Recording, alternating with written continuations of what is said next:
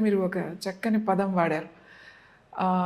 యోగా అంటే ఏంటి అని అంటే దీంట్లో 8 స్టెప్స్ ఉంటాయి. అంటే మన ముందు మనకి ఇంపార్టెంట్ ఏంటి అంటే మన శరీరం. ఈ శరీరమే ఇంపార్టెంట్. ఈ శరీరం లేదు అనుకోండి, మనసు కూడా లేదు కదా. అంతే కదా, మనసు కూడా లేదు. శరీరం ఉంటేనే అన్నీ ఉన్నాయి. శరీరం ఉంటే జీవుడు, జీవాత్ముడు, పరమాత్ముడు అందరూ ఉన్నారు.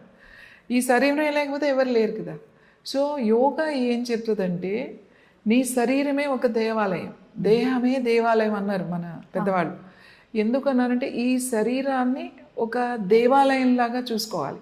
అంటే మనం ఒక దేవాలయంలోకి వెళ్తున్నప్పుడు ఎంత పవిత్రంగా వెళ్తాం. మనం చక్కగా స్నానం చేసి ఎంతో భక్తితో, నమ్మకంతో, ప్రేమతో మనం వెళ్తాం. ఆ వెళ్ళినప్పుడు ఆ లోపలికి వెళ్ళిన తర్వాత మనం ఎప్పుడు కూడా ఎవ్వరూ కూడా స్నానం చేయకుండా మనం పొర్రపాటును కూడా వెళ్ళాం. ఎందుకు వెళ్ళము అనంటే మనకి చిన్నప్పటి నుంచి మన బ్లడ్లో మనకి అది ఉంది. ఎందుకంటే ఒక క్రమశిక్షణ కావాలి. మనం ఏదైనా ఒకటి చేయాలి అంటే, దేవుణ్ణి కోరుకోవాలంటే కూడా ఒక క్రమశిక్షణ కావాలి.